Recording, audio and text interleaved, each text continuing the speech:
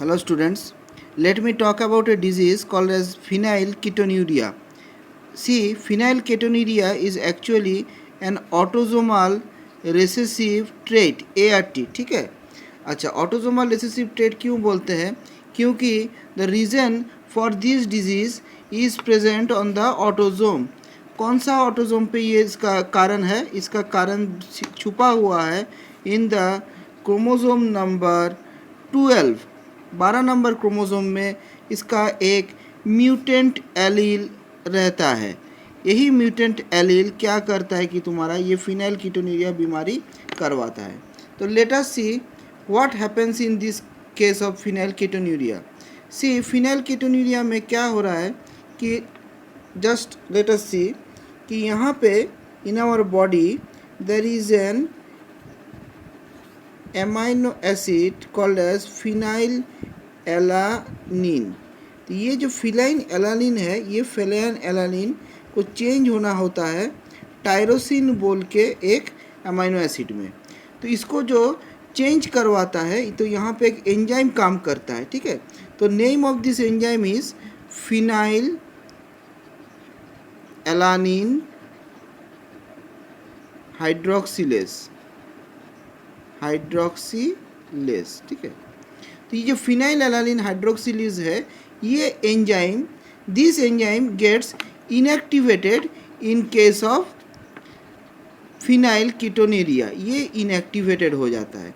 तो जब phenyl alanine hydroxylase inactivate हो गया तो इसका रिएक्शन कारण क्या होगा? देखो, तो यहाँ से इफेक्ट क्या देखेंगे हम लोग, विल सी दैट इसके इफेक्ट से यही फिनाइल एलानिन अब दूसरा एक कंपाउंड में चेंज हो जाएगा, जिस कंपाउंड का नाम है फिनाइल पाइरूवेट। तो होना क्या चाहिए था? होना चाहिए था टायरोसिन, लेकिन बन गया फिनाइल पाइरूवेट। तो यहाँ पे the amount of the phenyl alanine will increase. ठीक है, इसका कंसेंट्रेशन क्या होगा? अब इंक्रीज हो जाएगा। तो इंक्रीज कंसेंट्रेशन, सी, तो increase concentration of phenyl alanine क्या होता है? डायरेक्ट इफेक्ट होता है 2-3 जगह पे बॉडी में।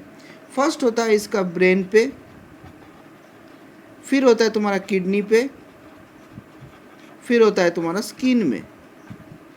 ब्रेन पे इसका इफेक्ट होता है कि लो आईक्यू, या जिसे हम लोग मेंटल रिटार्डेशन बोला करते हैं।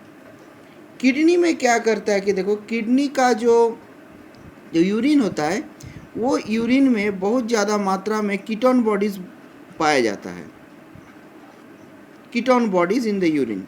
ठीक है, और स्किन में रिड्यूस्ड स्किन पिगमेंटेशन, जो मेलानिन का इफेक्ट है उसे घटा देता है।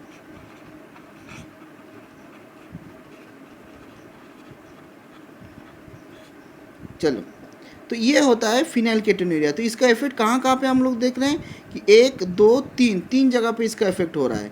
अब 3 जगह पे इसका इफेक्ट होने से ये सिर्फ ART ही नहीं, अर्थात ये ऑटोसोमल रिसेसिव ट्रेट ही नहीं, ये और एक तरह का क्राइटेरिया भी है, जिसे हम लोग बोलते हैं, we can say that this is an example of pleiotropy. ठीक है, तो फिनाइलकेटोनुरिया दोनों का ही एग्जाम्पल है, ऑटोसोमल रिसेसिव ट्रेट का भी एग्जाम्पल है, इसके साथ साथ ये प्लियोट्रॉपी का भी एग्जाम्पल है। ओके।